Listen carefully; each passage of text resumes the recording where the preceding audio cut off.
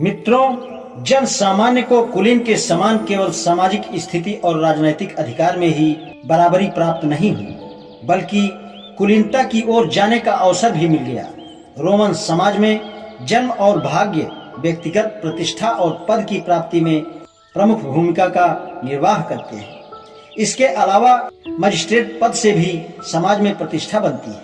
हर नागरिक जन्म से, चाहे वह जन सामान्य हो या कुलीन, किसी भी प्रकार से मजिस्ट्रेट की कुर्सी पर आसीन हो जाता था या इससे भी ऊंचे पद पर पहुंच सकता था, तो वह व्यक्तिगत प्रतिष्ठा तथा सम्मान का अधिकारी बन जाता था।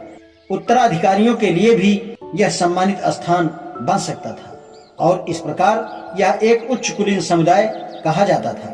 उनसे श्रेणी विभाजन पैदा कर देता था। इस प्रकार जब जन सामान्य पर से निषेध उठा लिए गए तो वे भी उच्च कुलीन श्रेणी में उच्चतर स्थान पर उनके आगे पहुंच गए। रोमन विधान में अधिकार और अनाधिकार के मामले में सांप्रदायिक आधार पर अंतर था, किंतु तथ्य यह है कि जन सामान्य पर लागू अनाधिकार अस्थायी नहीं थे। इन निषेधों का अस्तित्व था, किंतु कुछ समय के पश्चात उन्हें हटा दिया गया। ब्राह्मणवादी विधान के समर्थक यह देखकर मुंह न खोले कि उनके विधान की ही भांति रोमन विधान में भी समान रूप से ऊंच नीच का भाव था।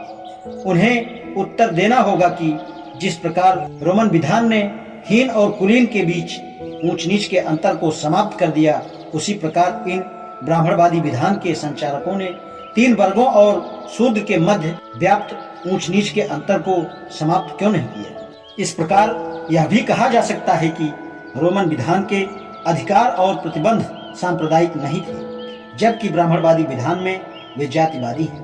रोमन विधान और ब्राह्मणवादी विधान में केवल यही अंतर नहीं है, वरन इसके अलावा दो भेद और भी हैं। एक है आपराधिक मामलों में दंड विधान की समानता। रोमन विधान में नागरिक और राजनैतिक अधिकारों में समानता नहीं थी, किंतु आपराधिक मामलों में संबंधी दंड विधान में नागरिकों के बीच भेद नहीं था। यहाँ तक कि प्लेबियन या पेट्रेशियन के बीच भी समान अपराध के समान दंड था, चाहे कोई भी अभियुक्त हो या वादी कोई भी हो। अपराध सिद्ध हो जाने पर समान दंड दिया जाता था। लेकिन धर्मसूत्र और स्मृतियां क्या कहती हैं?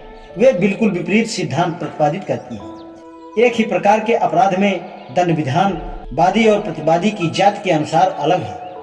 यदि अभियोग लगाने वाला शूद्र है और अभियुक्त तीन उच्च वर्ग वालों में से है, तो क्रमानुसार दंड कम होता है। इसके विपरीत अभियोग लगाने वाला तीन उच्च वर्गों में से कोई एक है, तो क्रमानुसार दंड प्रावधान बहुत कठोर है। यह दूसरे प्रकार की बर्बरता है जो रोमन विधान और ब्राह्मणवादी विधान में भिन्नता प्रकट करती है। ब्राह्मणवादी विधान से रोमन विधान की भिन्नता का एक और उल्लेखनीय तथ्य है। इसका संबंध निषेध की प्रकृति से है। दो तथ्य विचारणीय हैं। प्रथम तो यह कि रोमन समाज में जब भी कोई परिस्थिति अस्तित्व में आई तो प्रतिबंध लगाए गए, निषेध व्यवस्था लागू की गई। जैसे ही परिस्थिति बदली, वह व्यवस्था समाप्त कर दी गई और स्थिति में समानता लाई गई। दूसरी उल्लेखनीय बात रोमन विधान में यह थी कि जिसमें किसी की एक ही परिस्थिति अनंत काल के लिए जारी रखने का प्रयास नहीं किया गया। इसमें निरंतर परिवर्तन होते रहे। दूसरी ओर रोमन विधान ने उन परिस्थितियों को भी परिवर्तित करने का प्रयास किया जिनके कारण निश्चित प्रतिबंध लागू रहा। प्लेबियनों, दासों, विदेशियों और पैगानों, मूर्ति पूजकों के उदाहरण से यह बिल्कुल स्पष्ट होता है। आज इतना ही, शेष कर धन्यवाद।